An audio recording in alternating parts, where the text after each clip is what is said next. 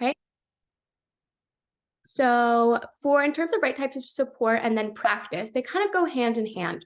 So right type of support, we want to tell you why the answer is correct and why it's not correct, as well as be able to do sort of an individualized plan for you. So a lot of students, learn biology differently because it's such a large class and it's such a heavy content-based class. Some students struggle with applications, some students struggle with just the pure bulk of the content. So we kind of will tackle it the way you do. I know personally I'm more of a visual learner, so diagrams and things like that have always helped me. You'll probably see with my slides, they're very visual and they're very picture heavy because that's the best way that it kind of will make sense in my brain, especially for molecular biology and things like this. When we're talking about electrons and chemicals moving, it's not something that you can visualize. So if you put it into a diagram, it helps it kind of come together. And then our last one is definitely going to be practice. So practice, but you got to practice the right way. So having a proper solutions guide, having someone that can, tell you why this answer is the answer, and then not just doing multiple choice questions. You also want to be able to do those long answer questions. My best tip for this when you're studying for a test is to make sure that you're able to do those long answer questions. And something that I go over with my students is our review sessions are more of a conversation. So I don't want you to just be able to pick what multiple choice it is. I want you to explain the process to me and how it works. How does glycolysis work? And I want you to explain it to me. If you can fully explain it in your own words to me, that means you're going to be able to write it down for a long answer on your test rather than just kind of being able to pick it out of a multiple choice. So those are my biggest things for this. So those are our 3 pillars, and then I'm going to get into a little bit. So through these 3 pillars, which we would highly recommend, kind of how we base this program off of, we've been able to see a lot of really good results. So one of my students, Shreya, came to me looking at about in the 70 range. We were able to bump her up on her first test to a 94 just by focusing on those foundations. We had another student with quite a big jump up, another 77 to 94. And then we have one student that the student we taught all the way through, and he actually ended up getting a 4 and got his grades bumped up from 60%. And he ended up getting a Scholars Award, and then as well 4 on both Chem and Calc. Okay, so in terms of a little bit about me, because I'm the person that teaches this Grade Boost program. So if you like the program and you like my teaching style, this is my background. I'm actually from Canada, so I got my bachelor's from Queen's University here in Canada. I'm currently doing my master's at Johns Hopkins. I've been teaching for quite a while, and I've actually completed AP Biology myself, which has been really helpful when I'm teaching and for students, because you kind of have someone that's been through it fairly recently, and I know it's a difficult course. So I've kind of, after 6-7 years of studying just biology, have developed some really good tips for being able to manage all that content. Okay. So I'm the person that would likely be, if you're interested in our Grade Boost program, would be teaching that. So for that, that's kind of my intro. We're going to do the bulk of the lesson now, and then at the end, we'll kind of wrap it all up, talk a little bit about the parts of our program, and then you guys are welcome to ask questions. If you do have any questions, you can just put them in the chat. I get a little notification, so I can answer those if they're, about the course, or if they're just about the content that I'm teaching. Okay. So I showed everybody this one on the last one, was the breakdown of the enzymes unit. Now, enzymes is pretty short, and it's one that students typically do not struggle with, but it's, again, one of those foundational ones where you kind of have to get the process of enzymes down before you get to metabolism. Now, again, with the foundation concept, this goes back to Unit 1, because every single enzyme is a protein. Now, you need to understand your structure of proteins, what affects proteins, and then when you look at enzymes, you can look at it in the context of it. Okay, so this is how I would break down the enzyme unit, and I like to sort of do mind maps and break them down because it is, again, a lot of content. But for the bulk of it, this is what you'll need to know in terms of the groupings. So if you can understand and explain to me all of these, you should be ready for any enzymes test. For today, I think we just need to finish off with factors affecting enzyme activity and enzyme inhibition. Now, those two are actually going to be the most likely highly tested parts of enzymes. Now, enzyme inhibition, because of how important it is when we get to homeostasis and all that, you'll tend to get a lot of questions on the AP exam about that, as well as factors affecting enzyme activity. Now, if you connect it back to Unit 1, a factor that affects enzyme activity will be this exact same factor that affects protein activity. So we've actually technically gone over it. So that shortens what you have to memorize, right? Because you don't have to memorize separately what affects an enzyme and what affects protein. An enzyme is a protein. You can put it all into one, okay? So we're going to start off with factors affecting enzyme activity, and we're going to start off with this diagram here. Now, in terms of these, for the factors that affect enzyme activity, you have to be able to describe it as well as visualize it on a graph. And I've seen a lot of AP exam questions where they will give you a graph like this, and they will ask you, what factor it is. I'll show you an infographic where it has all 4 on the same page, so you can kind of get what's going on. But these graphs are very important. So I'm not just putting these here for like visual effect. You actually have to know, and we'll explain, why that is shaped like that. So let me grab my pen here. Okay, so we're going to look at the first thing that affects enzyme activity, and that's going to be the rate at which an enzyme can convert substrate to product. Okay, so how fast is something being converted from reactants to products, substrate to product, and that's going to be a function of its initial concentration of the substrate because they can access the active sites more frequently. So we talked about in Unit 1, when a reaction happens, you have your substrates and your enzymes or your reactants bumping into each other. They have kinetic energy, they're always moving around, and they're bumping into each other, and that's what's causing the reaction. And we already talked about in the last masterclass about enzyme specificity, and the enzyme has to bump into the substrate for them to have the reaction, okay? So this is saying that with the initial concentration of the substrate is going to affect the reaction rate. And that makes sense. So if you increase the amount of substrate, you're also increasing the rate of reaction. So if we look, both of these graphs are pretty much showing the same thing. If we start here, we have on the x-axis the concentration of substrate, okay? And then on the y, we have initial reaction rate. So how fast are things being converted from reactants to products? The more you increase the concentration of substrate, so increasing concentration of substrate increases rate of reaction. That's why we have this steady increase going upwards.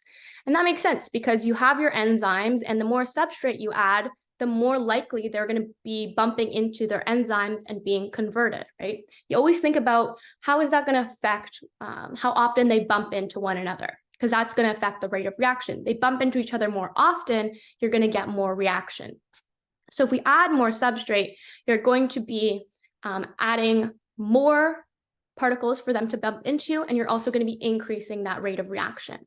Now, so increase in substrate concentration is going to increase rate of reaction. However, you can see that both of these graphs have what we would call a plateau. So anytime a graph kind of stops increasing and flattens, we call that a plateau. And this happens for our concentration of substrate.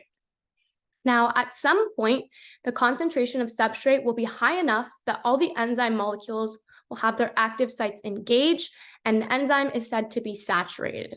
Okay. So right when it hits, so if we look at this basic diagram, we can see that we're increasing with substrate concentration, and then eventually it flattens out. Now this X point here is our point of saturation. What that looks like in terms of more of a visual diagram is you have put so much substrate into the reaction that there isn't enough enzyme to start converting them. So you have more substrate than basically you're able to convert.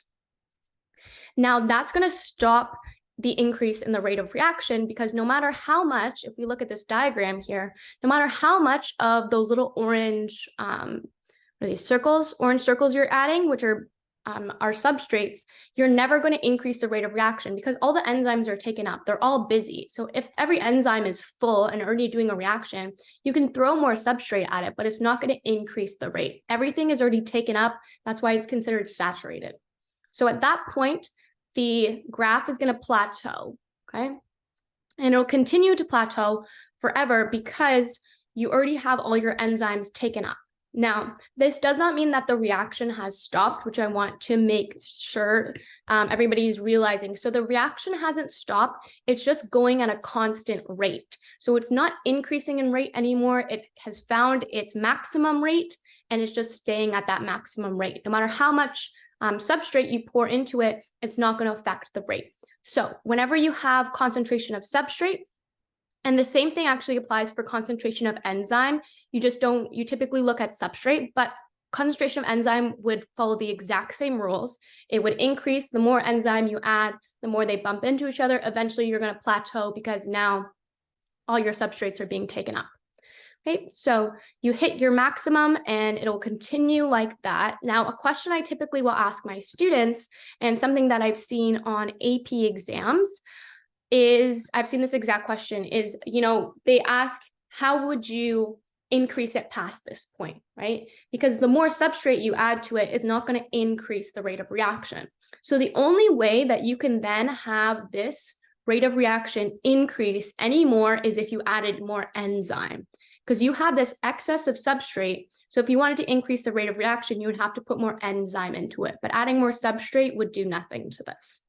Okay, so this is one of the main things that affect rate of reaction. But if you just think of it logically, the more you add of your substrate, the more you're going to be able to be converted to those products. But eventually you'll hit your maximum.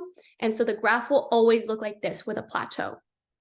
Okay, so that is for concentration. Now, the other two are more environmental factors, and they're environmental factors that we went over in Unit 1 for just factors that affect protein structure. Now, we've already talked about why protein structure is so important for enzymes, and that's because of the shape of their active site. Now, you want to always be able to maintain the proper shape of your enzyme, because if you have any sort of change in that shape, you're going to not have the reaction. So I've drawn before, you have your enzyme, let's say it's active site. They're obviously more complicated than this, but it's shaped like a triangle. This will only fit a substrate that is shaped like a triangle, okay? So this would go into here, and then you get a reaction. If you had a substrate that was maybe a circle, that would not have a reaction. However, if something happens to your protein, like an environmental factor, so we'll look at pH and temperature, if your enzyme loses its shape and it loses the shape of its active site, let's say it's like this now, even if you have the right substrate come in, you're still not going to get a reaction, because now your enzyme is the wrong shape. It doesn't have the right active site shape for the substrate to come in, and you're not going to get a reaction. So enzymes always have to be at sort of their optimal shape and optimal levels in terms of pH and temperature, so that we can keep that active site open and the proper shape to have that reaction. Okay. So many enzymes will work best under specific conditions because optimal conditions favor the active site of the enzyme. So again, we want to always maintain that stable shape of the active site, and then enzymes just have specific conditions where they're able to maintain that shape. We already know that changes in pH and temperature are going to change the bonds in the protein and can move that active state. Okay, so temperature and pH are environmental factors that are important in the activity of the enzyme. So if we start off with temperature, temperatures have optimals, and they may disrupt the enzyme's hydrogen bonds, ionic bonds, and other interactions that stabilize the active shape of the enzyme. So again, we learned in Unit 1, when you have the secondary and the tertiary structure of the protein, those bonds are going to hold that shape together, and that shape is important for their function, again, because of that active site. You add heat to those bonds, and heat is always going to break and disrupt a bond. So if the bond that is keeping the active site at that proper shape, those bonds start to get broken, then you're going to lose the shape of your active site. Okay. So if we look at the graph for temperature, there is an interesting relationship here where increasing temperature is actually going to increase the rate of reaction up to a certain point until it hits its optimum. Now that goes back to what we were talking about with substrate concentration, in the sense that if you increase temperature and you have your enzymes and your substrates moving around, increasing temperature increases their kinetic energy. It increases how fast they're moving around. So if you have particles that are moving around faster, they're again more likely to bump into each other.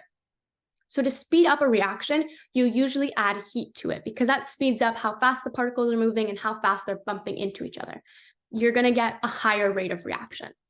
So increasing temperature will increase the rate of reaction up until it's optimal. So whatever this optimal is, let's say it's 37 degrees, it's our body temperature.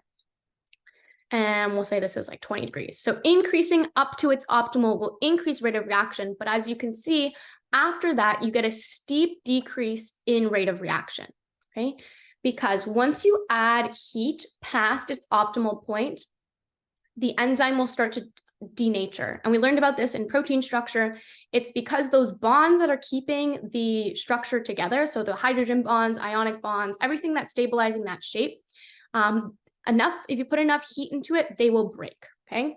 So you want to have the optimal level of heat, but after that, you're going to have a sharp decrease in the reaction rate because you're getting denaturing. Okay, your enzyme is falling apart. It's losing its entire structure. If your enzyme has fallen apart, you're not going to be able to do any reactions, okay? So that is what the temperature one looks like. Now, in terms of optimal pH, the pH one is pretty simple. All enzymes have an optimal pH. So they basically just have a pH that they work the best at, okay? There's a pH that maintains their proper structure and that they're most efficient at. So anything outside of that optimal pH is going to decrease the rate of reaction. So if we look at this diagram here, so the optimal would be where it has the highest rate of reaction. So whatever this pH value is here, anything, higher in pH or lower in pH, you're going to have a decrease in rate of reaction. So this one's a normal distribution because you have your optimal. Anything outside of that is going to decrease rate of reaction. And temperature has an optimal as well, but you have the fact that you can denature it. So if I erase what I've drawn here, you can see the difference between the temperature and the pH graphs. Although they look a little bit similar, the temperature graph for how temperature affects enzymes is never going to be a normal distribution, meaning it's never going to be even on both sides. It's always going to have a slight increase, and then it's going to have a strong decrease after it reaches its optima. Now, what I usually ask my students is, do you think that every enzyme has the same optimal temperature and pH? And I've seen this as an exam question as well. Now, they do not all have the same optimal temperature and pH. And even if you just think about it in your own body, they do not have the same. So the enzymes in your stomach, for example, the ones that break down all the food that you eat, they're in your stomach acid. Acid is very acidic with a low pH. So the enzymes that are in your stomach function best at a pH of 2. The ones in your blood is usually at a pH of 7. It's mostly water. So the ones that function in your blood have the best function at 7. If you were to swap those, take a blood enzyme, put it in your stomach, it would not be functional, and vice versa, okay? So it all depends on the optimal pH and optimal temperature of that specific enzyme, okay? Obviously, bacteria that live in hydrothermal vents, the ones that live, in really hot places, in volcanoes and all those, have just higher optimal temperatures for their enzymes, okay? So pH is always going to be a normal distribution. Temperature is going to have an optimal, but it's going to have a sharp decrease after. And then substrate concentration, also enzyme concentration will look the exact same as this because the principle applies as well, will look like an increase with a plateau, and you have your saturation point here, okay?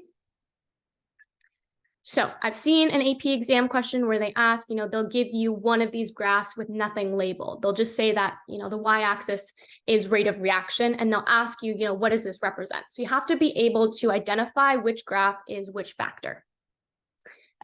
Okay, this just is a sort of cumulative one in terms of enzyme, substrate, temperature, and pH. We've already kind of gone through this. This is just a little additional slide if you want to see it all on one. Okay, so that was honestly it for factors that affect enzyme activity. We talked about enzyme and substrate concentration, we talked about pH, and we talked about temperature. Okay, also a very common AP exam question, but it's usually in relation to those graphs. So make sure you understand those graphs and what they mean, and you can explain sort of why they do that. So the last thing that I'm going to talk about for our enzymes chapter before I get on to cellular respiration is going to be inhibitors. Now, this is very big concept because it will come back in every sort of process that we talk about after this. And it's very hard for me to talk about most processes without referring to enzymes because they are so important for the body, especially in terms of inhibiting and activating. Now, enzyme inhibitors, anything that inhibits, you can imagine, is going to slow down or, kind of halt a process. Now, if enzymes are speeding up chemical reactions, An enzyme inhibitor would come in and stop that enzyme. Now, there's going to be two ways in which inhibitors can do that. An inhibitor is going to be anything that inhibits the action of a specific enzyme. So the first one I'm going to talk about are competitive inhibitors. Now, their names they make sense with what they are. So if you do get confused, it is quite self-explanatory in terms of competitive versus non-competitive.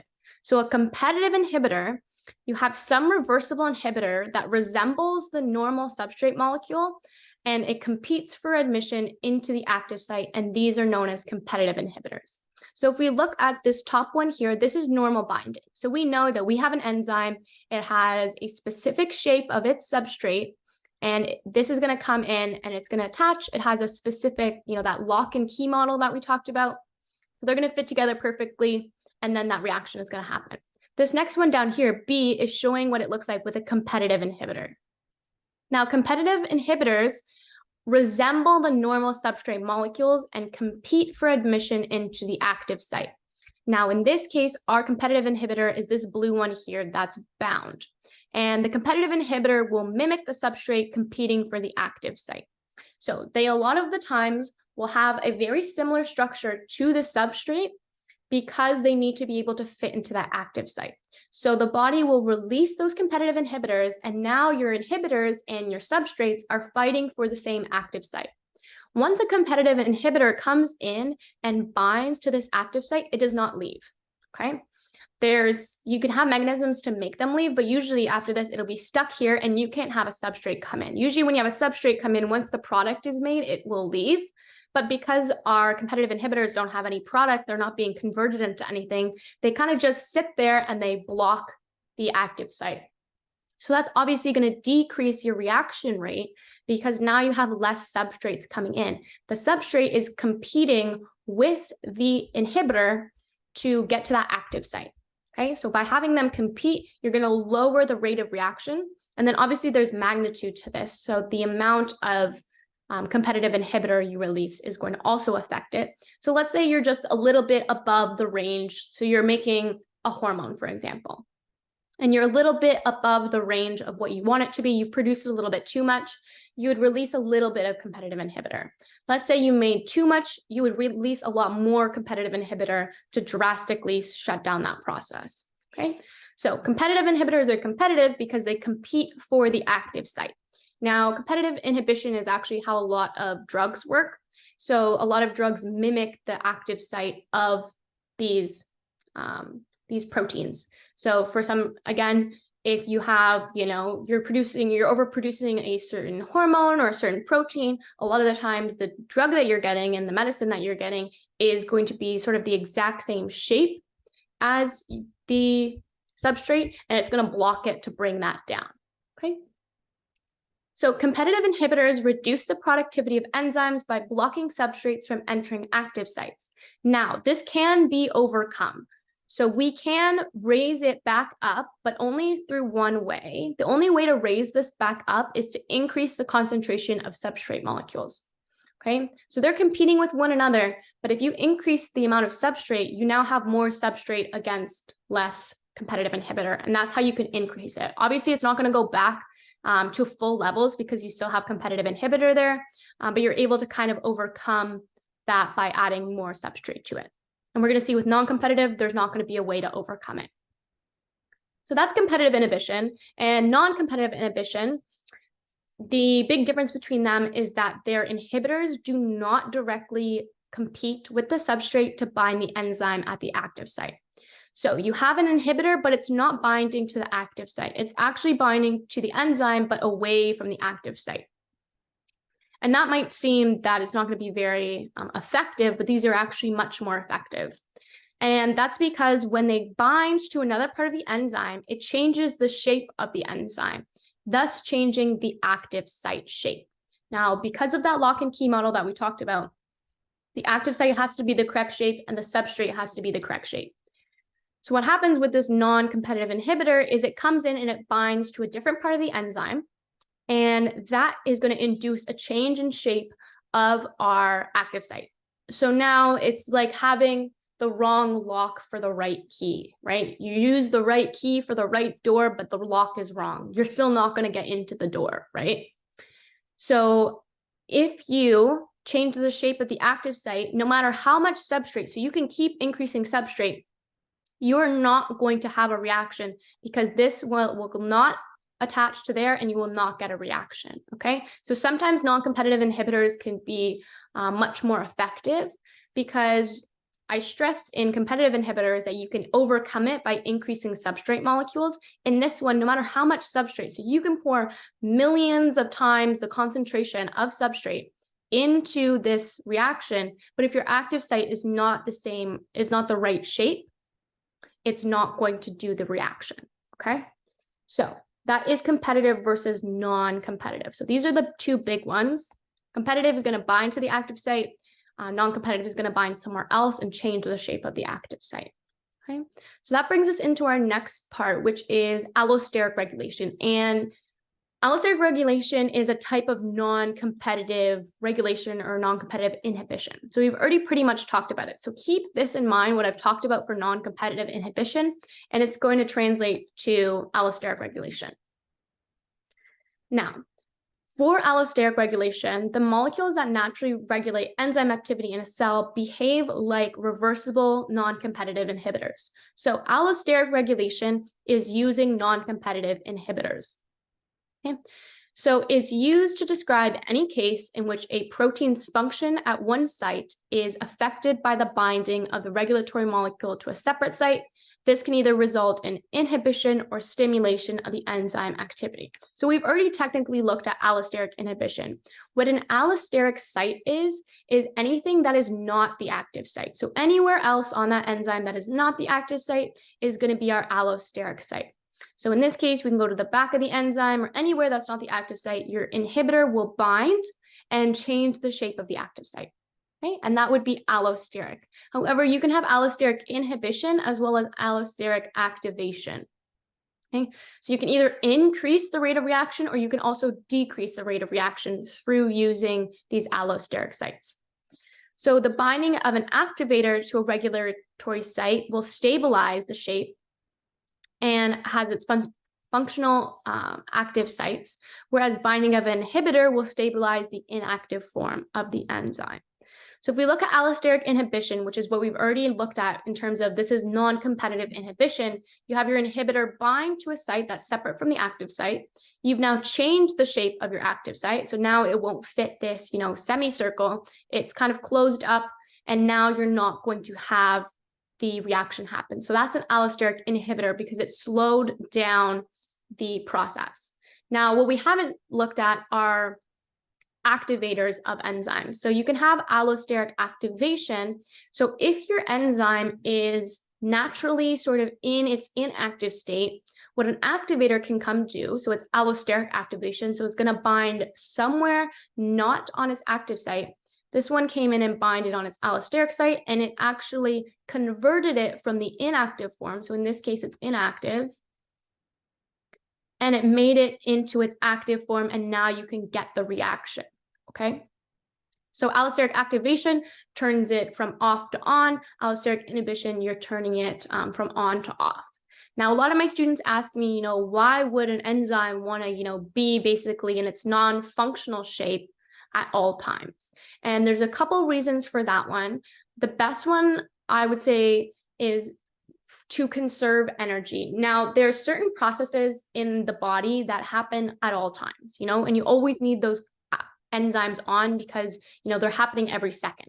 Some reactions in your body do not need to happen every second or even every day. So the example I like to use is you'll learn about the lac operon in later units, but your body actually only produces the enzyme that breaks down lactose once you ingest lactose into your body, okay? So if you're not a regular milk drinker, you would ingest lactose, and then your body would basically send out activators to produce the lactase enzyme. So if you're not constantly having milk in your body, right, you don't want to have the enzymes always on. Okay, because that's going to waste energy. Producing more enzymes and having them ready to go and having them constantly on wastes energy if you're not going to have any substrate. So once lactose enters your body, you're going to make the enzymes to break it down. That would involve something like an activator. Okay. Now, the last thing that I'm going to talk about for enzymes before we get onto a practice question is negative feedback mechanisms. And so that kind of goes in with inhibition. And this is a very important concept. And it will seem kind of simple and self-explanatory because I've already explained it, but we're just putting a name to the actual function. So whenever we talk about homeostasis, a lot of the times you're going to see something called negative feedback inhibition or a negative feedback loop. They mean the same thing. So in a metabolic pathway, it is halted by inhibiting binding of its end product to an enzyme that acts early in the pathway, preventing the cell from making more product than necessary. Now, I'm going to break that down. So we have this example here, and let's say this is going to be using the glucose example. So you eat something, you eat a big meal, and obviously that would raise your glucose levels. We know glucose make up carbohydrates from unit 1. So you ingest a meal, you're increasing your glucose, okay? So now you have your blood glucose is high. So when your blood glucose is high, you're gonna have insulin secreted from your pancreas, okay? What that's gonna do is bring the levels down, okay? Once the levels of your blood glucose come down, you're gonna stop producing more insulin. And that is so you don't push it, you don't reduce your blood glucose levels all the way down. So there's homeostasis. They need to be, let's say, at this like sort of middle line. So you go above what you need. So you release insulin to bring it back down, but you want to be able to stop the production of insulin so that you don't drop too low. So now you have the opposite problem where you don't have enough glucose and then you have to keep correcting. So what it does is once your body realizes the concentration of the enzyme that you're releasing, it will have an effect on the beginning of the pathway. So let's say we have a pathway, it goes A to B to C to D, okay? And we turn this pathway on because we need more of substrate D.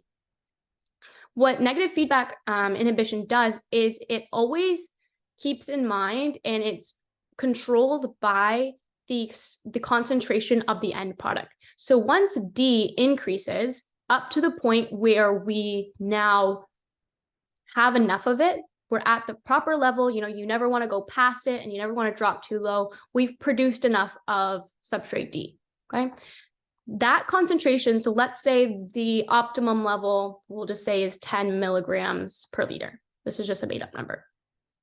Once you hit that point, the A is going to recognize that the substrate concentration has increased to the amount that we want it to, and then the pathway is going to stop. That's going to signal to the beginning of the pathway to stop, because once you've reached the optimal amount, if you keep producing that, you're going to cause negative effects, right? You're going to produce too much. You need to be able to keep it at a level. So that's negative feedback, where the product of your metabolic pathway goes back and inhibits the beginning to say, we've already produced enough, you need to stop. And that keeps it at proper levels. So we've already seen that with our inhibition. That's what inhibition is used for, to go back to the beginning of pathway and say, you need to stop, you need to shut this down because we've already made enough. So that's negative feedback. And I want to say 99% of the regulation in your body is going to be negative feedback, because that makes most sense with homeostasis, right? You produce too much, you want to bring it back down. Or you produce not enough, you want to bring it back up. There is positive feedback. So there's positive feedback mechanisms. And if you think about what that would mean, it means that producing, D would go to the beginning and it wouldn't inhibit it. It would say, we need more. So that typically doesn't happen because there's not a lot of substances in your body where, the more you produce, the better it is for you. So there aren't many examples of positive feedback, but the concept of positive feedback exists. But most of the time, you'll be looking at negative feedback inhibition. The only example of positive feedback that I can think of is the example of oxytocin when humans are giving birth. So once a little bit of oxytocin is produced, it goes back to the beginning and say, produce more, but you're never going to see that in any other pathway. It just goes against what homeostasis is there for. Okay, so negative feedback inhibition or negative feedback loop is a really important concept. So now I'm going to, before I get into cellular respiration, I think a really helpful thing and sort of what we like to focus on in our program is getting you prepped, obviously, for the AP exam. So what I'm going to show you here is a 2022 AP exam question.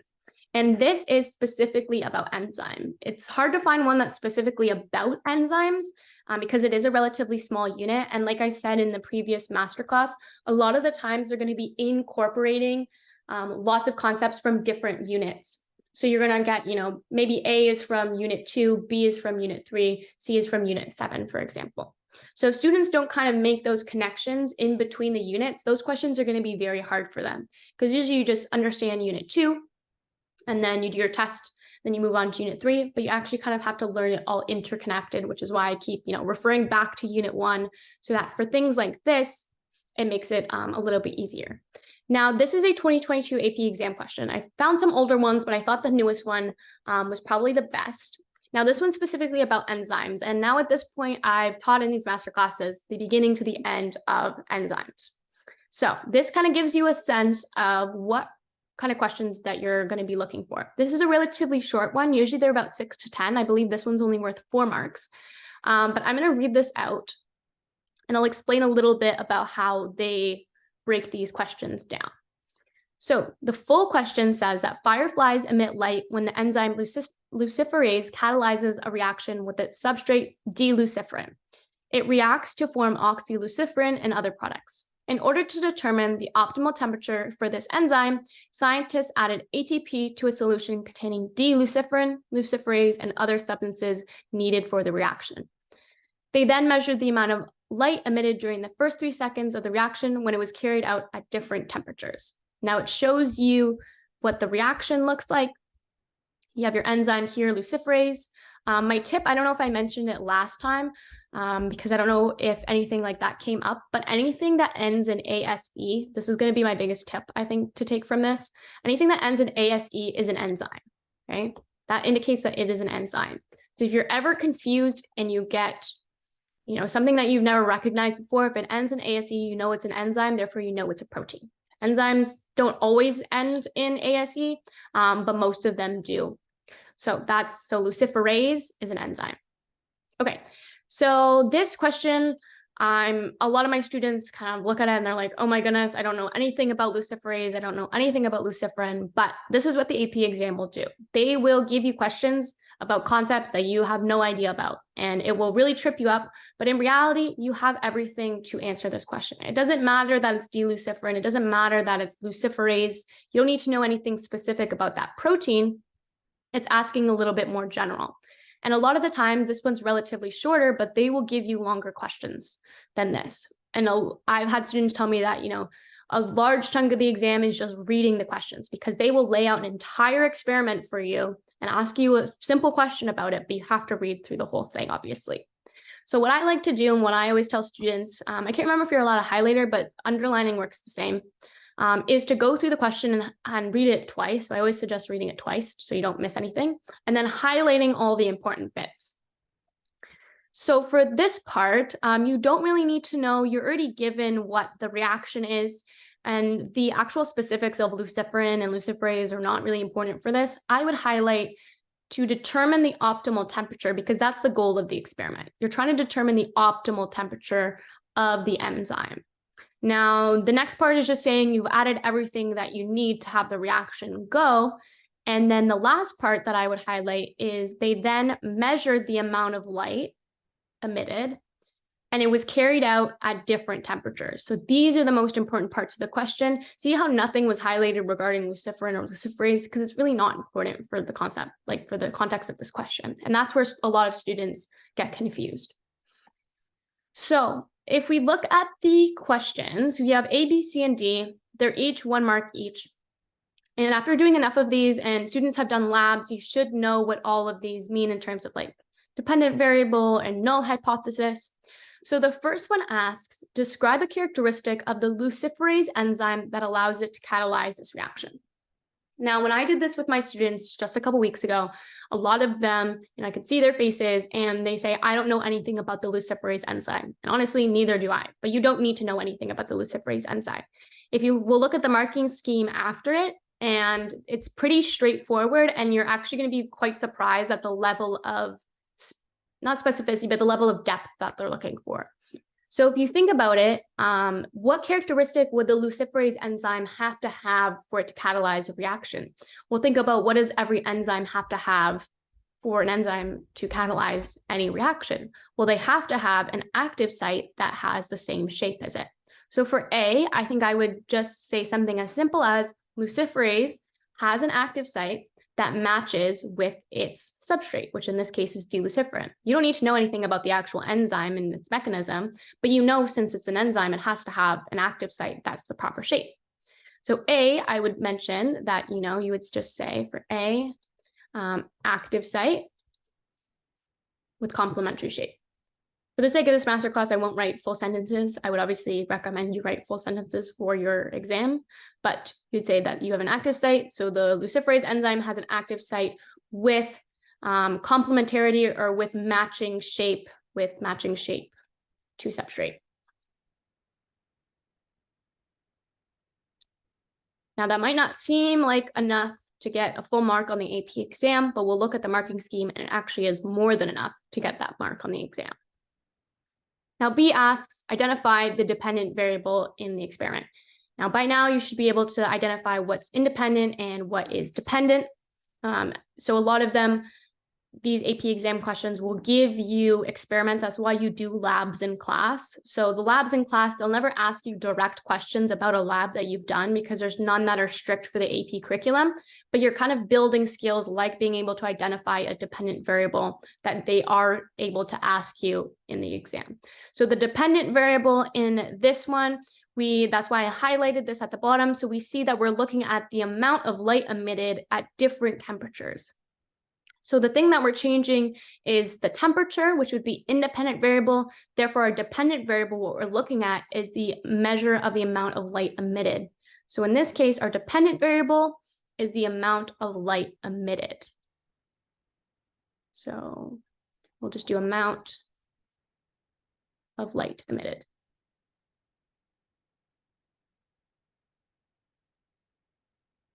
Now, C says, state the null hypothesis for this experiment. Now, I don't know if everybody's teachers had gone over this. My students were confused about what a null hypothesis is, because I don't know if it's part of the curriculum, but I'll explain it now. A null hypothesis is the hypothesis that no matter what the actual experiment is, null hypothesis always states that there is no relation between the variables and that nothing is happening. So null hypothesis, null meaning basically nothing. The null hypothesis is always that the two variables are not interacting. So you have a null hypothesis and you always have an alternative hypothesis. So the null is that nothing has happened, and the alternative is that they do have a relationship. Okay, so and then you either accept and reject one or the other. So if you find out that, oh, temperature does affect the amount of light, then you would obviously reject the null hypothesis, because the null hypothesis says that nothing is happening. So the null hypothesis of this experiment is that the different temperatures would not affect the amount of light emitted. Okay, so that there's no relationship between our X and our Y, between our variables. It's just, there's no relationship between them. So that temp doesn't affect light emitted, the amount of light emitted. Okay, and then finally, D says, a student claims that as temperature increases, there will be an increase in the amount of light given off by the reaction in the first 3 seconds. Support the student's claim. Now, this is what we had just gone over in terms of what affects a protein. So this student is claiming that, I think that temperature is going to increase and the amount of light is going to increase. Now you're expected to support this. So why do you think that would happen? Well, we already talked about why that would happen in terms of our temperature graph. So they think that if you increase temperature, you're going to increase rate of reaction.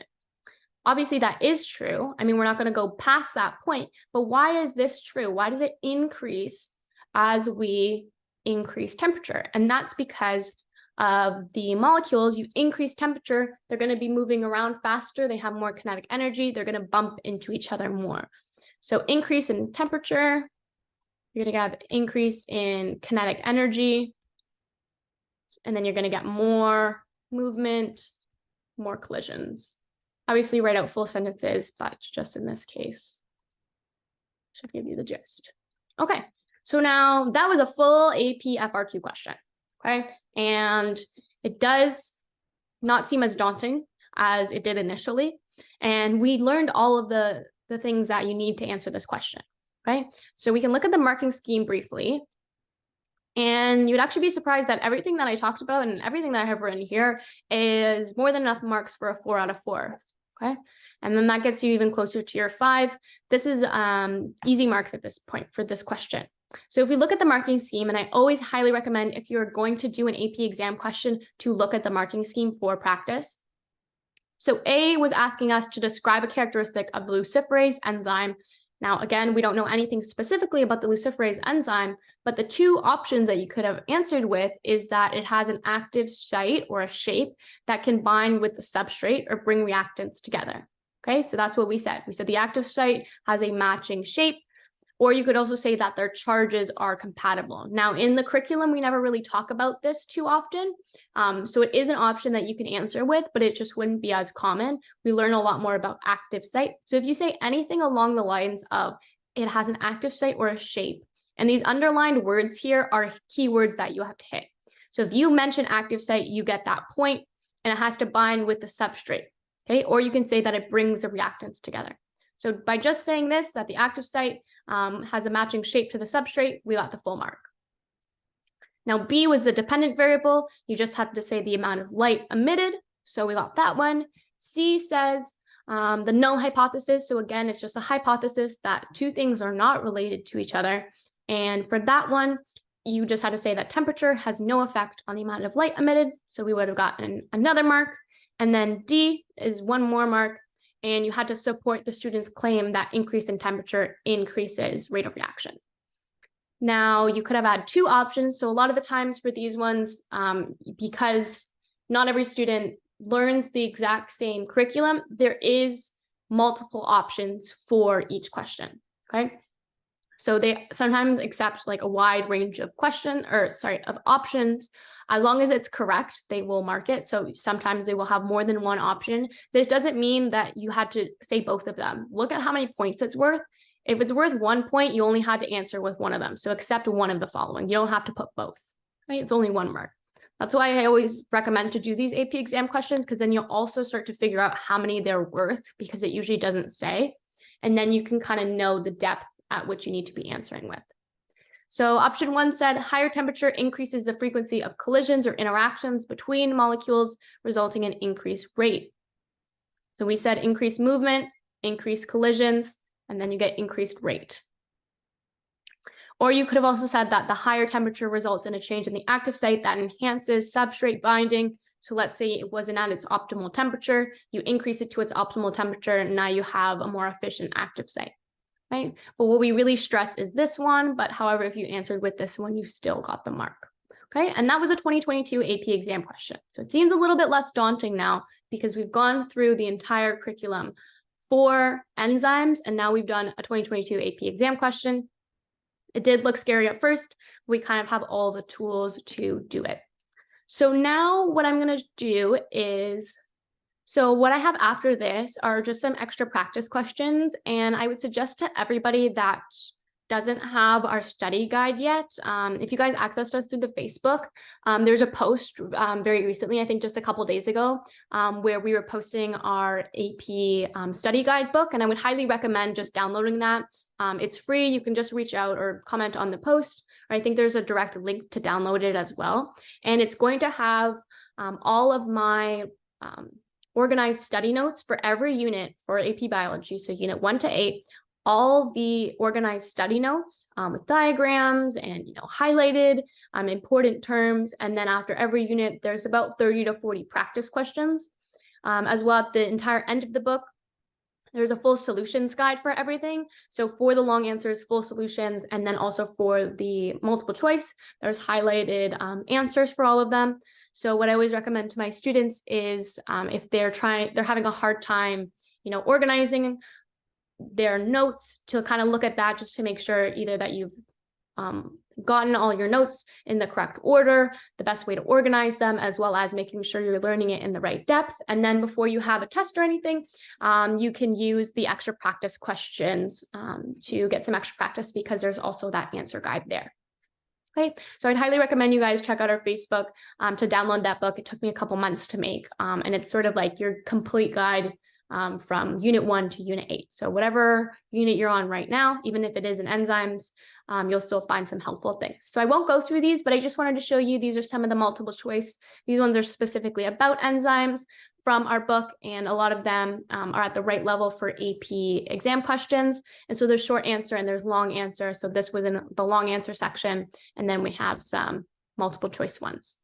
Okay, so I'd highly recommend that. It's free. You just get some extra practice, even if you just want to organize everything.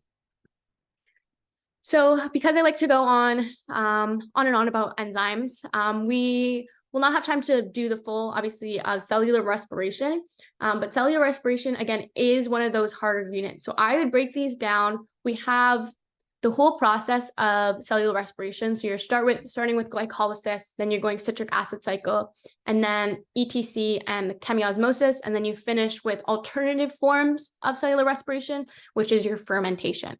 Now, for a lot of these, I would also highly recommend looking in the book for this, because sometimes teachers don't teach this in the most simple and straightforward way, and that really confuses students because it's already a lot of content and it's already quite difficult concepts to grasp. So if you're not teaching it, as simple as possible, then it's obviously going to be a huge struggle. So big overarching diagrams like this one, for example, is one that I really love. And so you're going to see this a bunch throughout the slides, because this kind of shows you everything. And what I like to do before I, dive into the specifics of these processes is to look at the overall whole so that I can keep it in mind.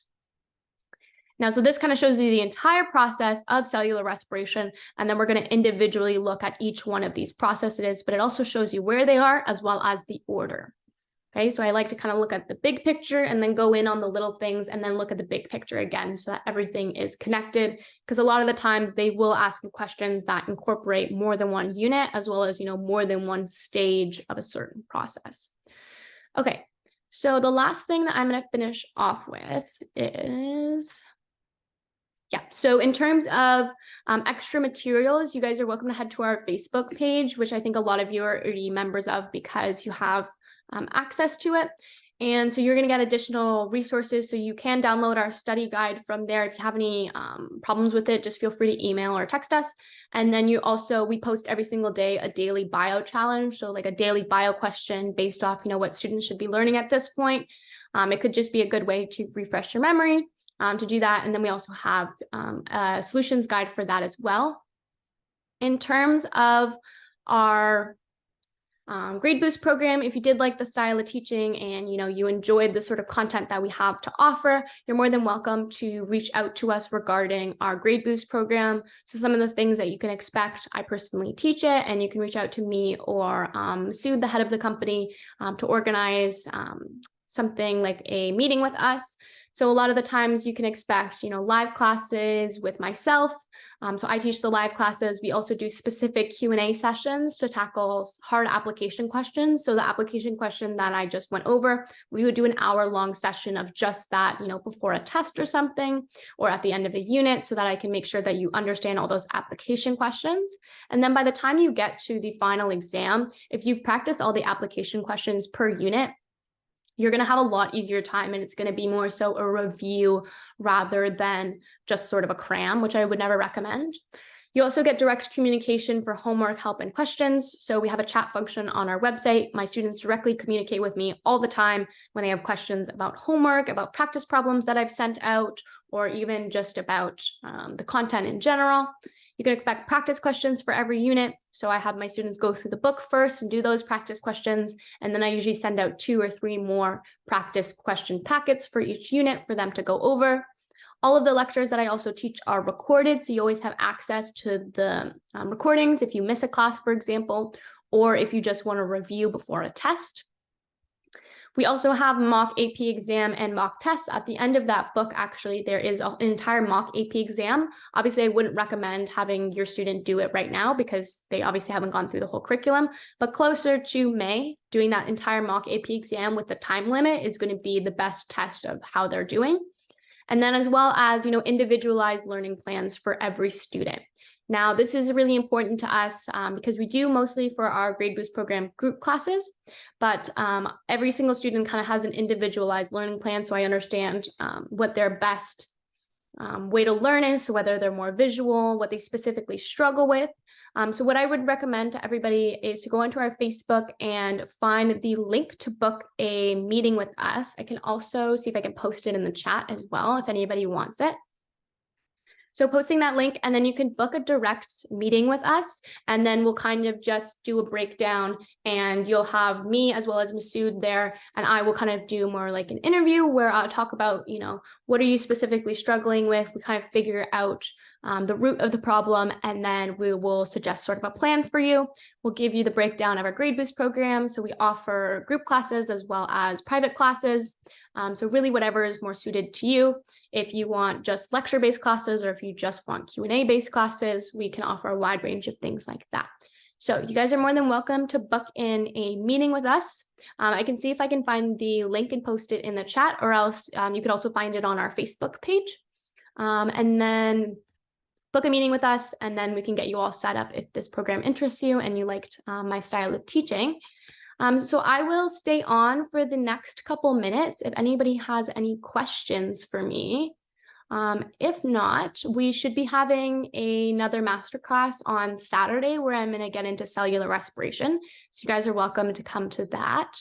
But other than that, reach out to us on Facebook, email us. A lot of you have got this from our text line. You're welcome to reach out in any way. And then the best way to sort of get involved if you do like the program is through booking a meeting. Okay, so I will stay online, and I will also try and look for that link if anybody wants it. And if anybody has any questions, you can unmute or comment at any time.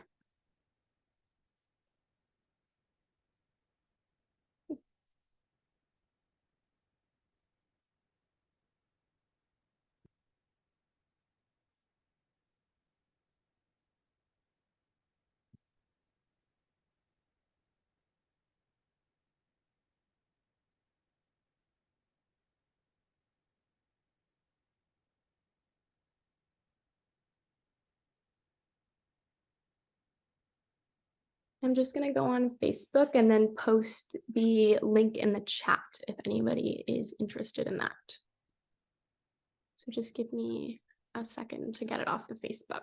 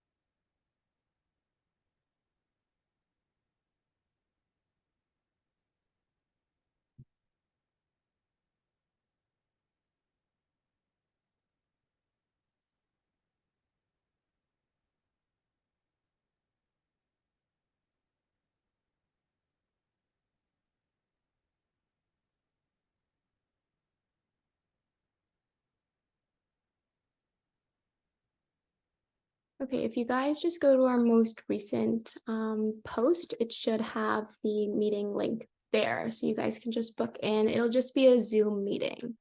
I'm just trying to access it right now. But if anybody has any questions, you're more than welcome to comment them in the chat or anything.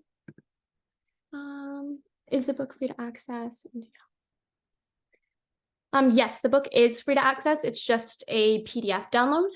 So yeah, the book is free to access. You guys can do that whenever. You just have to get access through our Facebook group. And then the master classes, I believe will either be at 6 or 6:30, but it will be posted because the last one was at 6 p.m. Eastern Standard Time. So 6 or 6:30. I'm going to estimate that the Saturday one is going to be at the same time at 6. Okay. But it will always be posted at least 2 days in advance.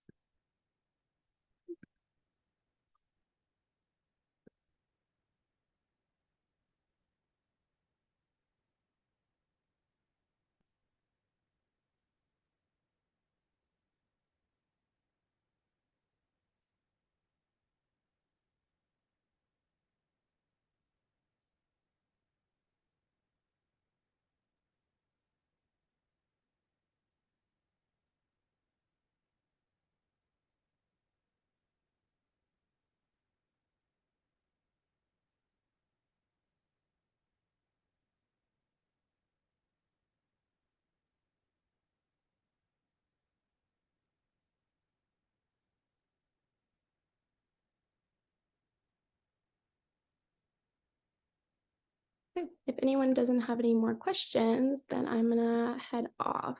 And then if you do need anything, you can just reach out to our Facebook. Okay. Thanks, guys. I'll see you on the next one.